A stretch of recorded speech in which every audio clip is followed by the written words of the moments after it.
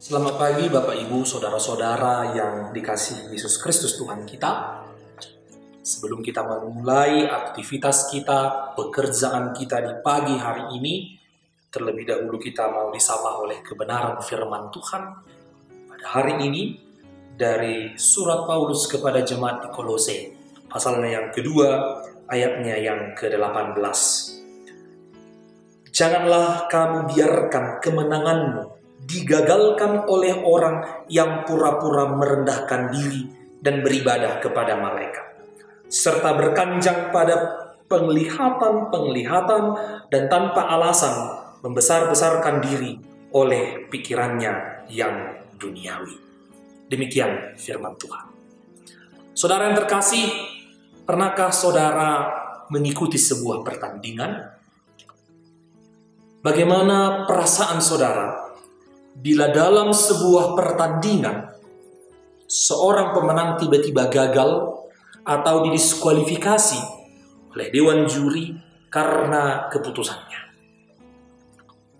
Terlepas adil atau tidak, pasti si peserta akan geram, marah, emosi, dan perasaan yang muncul pasti akan ada oleh karena dia gagal atau didiskualifikasi di dalam sebuah pertandingan. Nah, saudara yang dikasihi Tuhan Yesus, dalam kehidupan beriman dengan Kristus, itu juga bisa terjadi demikian.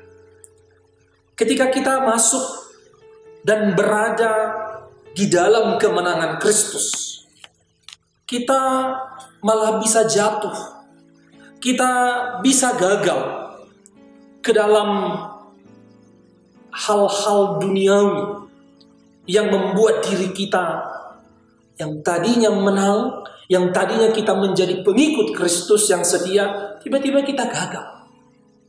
Dalam kehidupan jemaat di Kolose, ajaran turun-temurun di luar ajaran kebenaran Kristus masih mendarah daging dalam diri jemaat. Bagi Paulus, ketika jemaat yang sudah berada di dalam kemenangan Kristus, tetapi masih tunduk pada peraturan-peraturan tersebut, hal itu sama artinya dengan memperbudak diri sendiri dengan perkara dunia. Nah, oleh karena itu saudara yang terkasih, Paulus menyerukan di dalam suratnya, Paulus memberikan pastoral kepada jemaat di Korintus.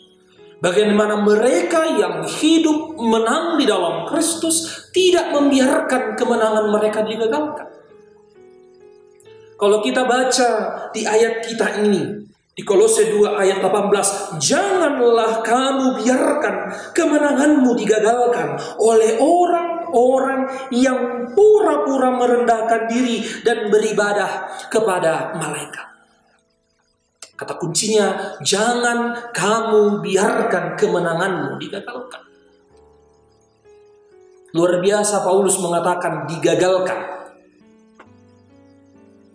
Kemenangan yang tadinya mereka peroleh, tetapi oleh karena hal-hal duniawi, oleh karena hal-hal yang membuat diri mereka jatuh, mereka bisa didiskualifikasi.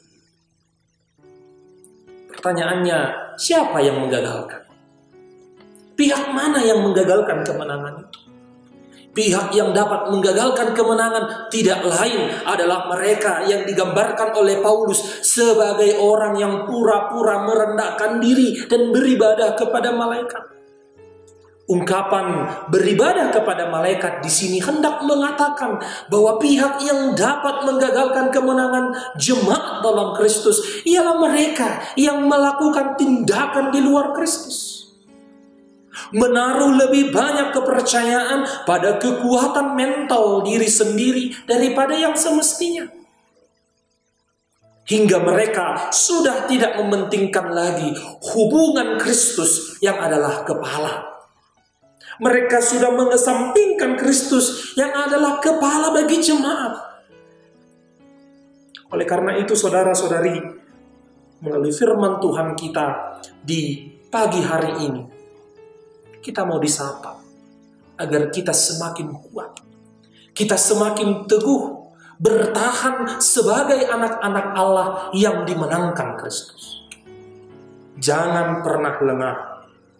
Jangan sampai kita didiskualifikasi hanya karena diri kita. Jangan sampai kita gagal oleh karena ego kita, oleh karena sifat-sifat jahat yang kita biarkan melekat dalam diri kita. Tapi biarkan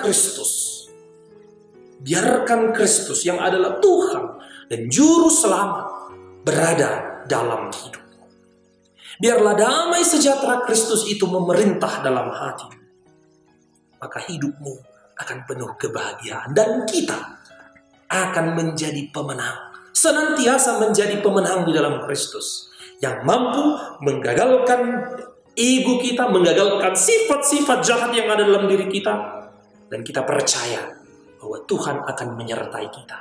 Tuhan akan bersama kita di dalam melewati pergumulan, di dalam melewati tantangan demi tantangan. Amin.